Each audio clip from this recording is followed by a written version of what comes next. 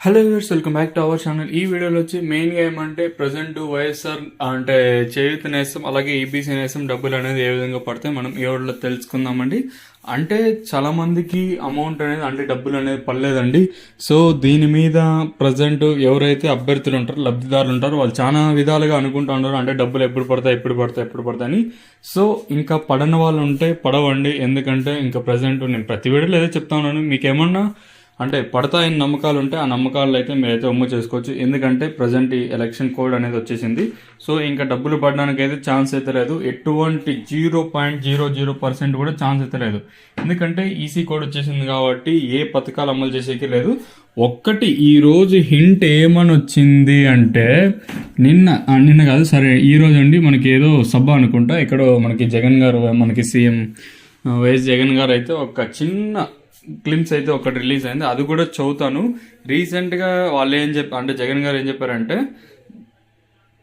అది కూడా ఎన్నికల్లో డబ్బు ఇస్తే తీసుకోండి, నారా లోకేష్ మాదిరి మంగళగిరి వైసీపీ అభ్యర్థి లావణ్య వద్ద డబ్బులు లేవని సీఎం జగన్ తెలిపారు.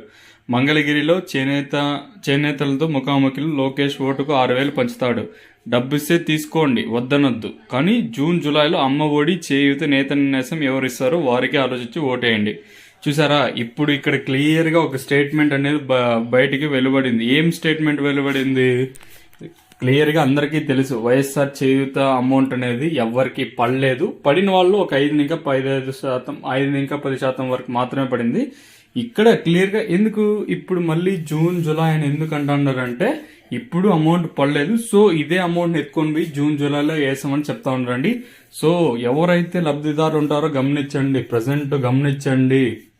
చూస్తున్నారు కదా, మీకు అనుకున్న డబ్బులు రాలేదు, సో ఇప్పుడైనా మీరు ఆలోచించుకొని ఓటేయండి. చూస్తున్నారు కదా, అమౌంట్ ఇప్పుడే పడే అవకాశాలు అయితే లేవు. సో వన్స్ ఎలక్షన్ అయిపోవాలి, రిజల్ట్ రావాలి, తర్వాతనే అమౌంట్ అనేది క్రెడిట్ అవ్వడానికి ఛాన్స్ ఉంటుంది. సో ఇంకా పడతాయని మీకేమైనా నమ్మకాలంటే నమ్మకాలు మీరైతే పెట్టుకోవద్దండి, ఎందుకంటే ప్రజెంట్ సిచ్యువేషన్స్ అనేది బాగాలేవు. సో మీకు ఏమన్నా నమ్మకాలు ఉంటే తీసేయండి.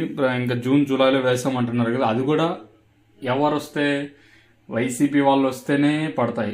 పడతాయి అంటే అది కూడా నమ్మకాలు లేవు ప్రజెంట్, ఎందుకంటే వాళ్ళు రావాలి మళ్ళీ అంటే కేంద్రం నుంచి అప్పులు తీసుకోవాలి చేయాలి, అదే జరుగుతుంది మ్యాక్సిమం ప్రాసెస్ వచ్చేసి.